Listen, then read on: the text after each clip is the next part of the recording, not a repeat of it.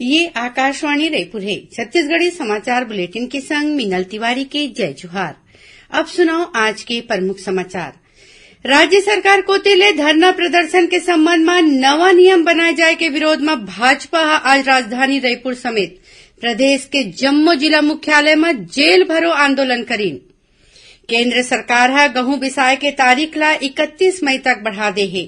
और आज बुद्ध पूर्णिमा हरे। ये मौका में उपराष्ट्रपति, प्रधानमंत्री और छत्तीसगढ़ के मुख्यमंत्री हदिन शुभकामना।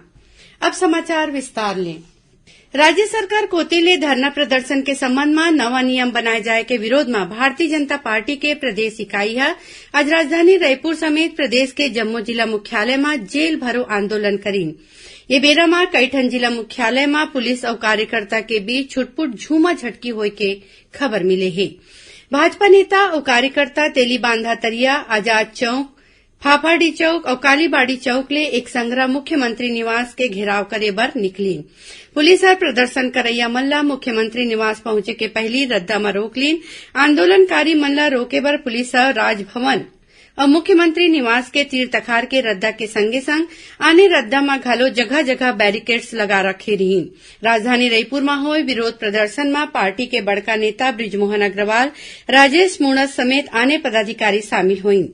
वहीं राजनांदगांव में भाजपा के राष्ट्रीय उपाध्यक्ष डॉक्टर रमन सिंह के अगुवाई में जेल भरो आंदोलन करेगीस। ये बेरा में उमन किहिन की प्रदेश भर में पार्टी कार्यकर्ता सरकार के फैसला के खिलाफ प्रदर्शन करत है। ऐसे नेता प्रतिपक्ष धर्मलाल कौशिक के अगुवाई में बिलासपुर में धरना प्रदर्शन करेगीस। नेहरू चौक ले प्रदर्शन करैया मनहा कलेक्ट्रेट के घेराव करे बर निकलीन, तभी पुलिस उमन रोक लीन। कांकेर में सांसद मोहन मंडावी के मौजूदगी में जिला के आने आने जगह ले पहुंचे भाजपा पदाधिकारी और कार्यकर्ता मनहा गिरफ्तारी दीन। दुर्ग और भिलई में भाजपा कार्यकर्ता मनहा मानस भवन तीर आंदोलन करीन। सांसद विजय बघेल के अगुवाई में पार्टी के बड़का नेता और कार्यकर्ता मनहा गिरफ्तारी दीन।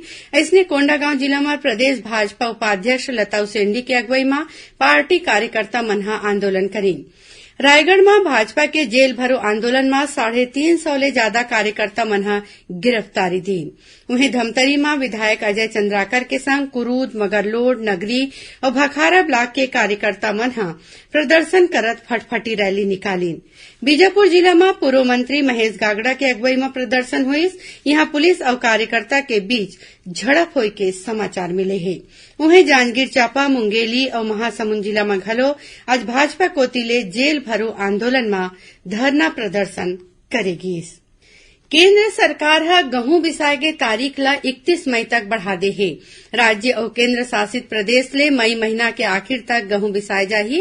केंद्रीय उपभोक्ता कार्य, खाद्य और सार्वजनिक वितरण मंत्रालय हा भारतीय खाद्य निगम ला घलो केंद्रीय पुल में गहूं बिसाए के काम जारी रखे के निर्देश दिन है। केंद्र सरकार हा ऋण सुविधा के शर्त के संग पड़ोसी और खाद्यान्न के कमी वाले देश ला छोड़ के गहूं के निर्यात में प्रतिबंध लगाए के फैसला करे है। सुकमा जिला में पोलमपल्ली थाना क्षेत्र के अतुलपारा तीर सुरक्षा बल पाइप बम बरामद करे है। जिला के पुलिस अधीक्षक सुनील शर्मा बताइन कि रोड ओपनिंग पर निकले सीआरपीएफ और डीआरजी के जवान मन एलमागुड़ा मिनपा के बीच ये विस्फोटक ला बरामद करीन है। माओवादी मन सुरक्षा बल ला निशाना बनाए पर ये विस्फोटक लगाए रहीन। जवान मन विस्फोटक ला मौकच में निष्क्रिय कर दीन। आज विश्व डेंगू दिवस हरय। ये बेरा में छत्तीसगढ़ समेत देश भर में डेंगू ले बचाव बर कतकोन जन जागरूकता अभियान चलाए जाथे। रोग नियंत्रण कार्यक्रम के राज्य नोडल अधिकारी डॉक्टर सुभाष मिश्रा बताइन कि डेंगू एडिस नाम के मच्छर के काटे ले होथे और ये मच्छर जिहां पानी जमा होथे उहां पनपथे। उमन लोगन ले अपील करीन कि डेंगू ले बचाव बर कूलर, टाका और आने जगह के पानी ला हफ्ता के हफ्ता साफ करें। छत्तीसगढ़ी समाचार बुलेटिन आप मन आकाशवाणी रायपुर ले सुना था। छत्तीसगढ़ के खबर ले है आपके वास्ता और खबर के विश्वसनीयता ले है हमार वास्ता। आकाशवाणी समाचार रायपुर के प्रादेशिक समाचार बुलेटिन के संगे संग हमार समसामयिक कार्यक्रम आप रेडियो के संग अपन मोबाइल में घलो सुन सकत हो। आकाशवाणी समाचार फेसबुक, ट्विटर और यूट्यूब में घलो हावय। हमार फेसबुक पेज हरे Chhattisgarh news on AIR, Twitter handle CGAIR news और हमार यूट्यूब चैनल हरे छत्तीसगढ़ AIR न्यूज। तो अब रेडियो के संगे संग आपके मोबाइल के माध्यम ले हम आप तक पहुंचत हन। छत्तीसगढ़ के हर खबर पर सुनत रहो आकाशवाणी समाचार।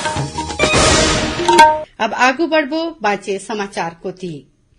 सुनैया मल्ला बता देन कि आजादी के अमृत महोत्सव पर आकाशवाणी समाचार डहले राष्ट्रीय स्तर में राखे जात प्रश्नोत्तरी में आज के प्रश्न है वो क्रांतिकारी के नाव बतावो जौन मन अंडमान निकोबार द्वीप के सेल्यूलर जेल में कारावास के बेरा बंदी जीवन किताब के रचना करे रही। श्रोतामन अपन उत्तर व्हाट्सएप नंबर 8826546262 या email ID Amrit Mahotsav quiz@prasarbarati.gov.in में भेज सकते। भाग्यशाली प्रतिभागी ला विजेता के रूप में चुने जाही और काली के समाचार प्रभात में विजेता के नाव के घोषणा करे जाही। विजेता ला ई प्रमाण पत्र और सांकेतिक पुरस्कार दे जाही।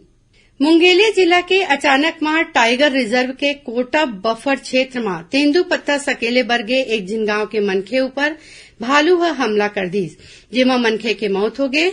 मौत हुए मनखे बैगा जनजाति के बताए जाते। उन्हें जसपुर जिला के बादलखोल अभ्यारण्य के नारायणपुर रेंज के कलिया गांव में भालू के हमला ले आज 2 जिन मनखे घायल हो गए जिखर इलाज अस्पताल में हुआ थे। बताए जाते कि दोनों मनखे जंगल ले लहुटत रहीन यही बेरा भालू हमला कर दीस। बेमेतरा जिला के गुनरबोड़ गांव तीर 2 ठन ट्रक के बीच भिड़ंत होए दोनों ट्रक ड्राइवर के मौत हो गई। उन्हें परिचालक गंभीर रूप ले घायल हो गए है। रायगढ़ जिला में खरसिया क्षेत्र के महका गांव के तरिया में आज नहाए बर गे एके परिवार के 2 झिन लइका मन के बुढ़े ले मौत हो गई।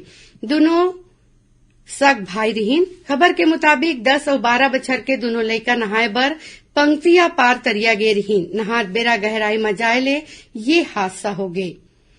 जैविक खेती और नवाचार ला बढ़ावा देबर राज्य के पहली किसान स्कूल जांजगीर चांपा जिला के बहेराडीह गांव में खोले जाते। विधानसभा अध्यक्ष डॉक्टर चरणदास महंत 22 मई के ये स्कूल के शुभारंभ करही। जिला के जैविक गांव बहेराडीह के एक कृषक दीनदयाल यादव ये स्कूल के स्थापना करे हैं। उमन बताइन कि ये स्कूल में आने राज्य के नवाचारी प्रगतिशील किसान नवा किसान मन ला किसानी के क्षेत्र ले जुड़े आने विषय के जानकारी दी। सरकार के मदद ले किसान मन ला फसल उत्पादन ले जुड़े प्रायोगिक शिक्षा दे जाही।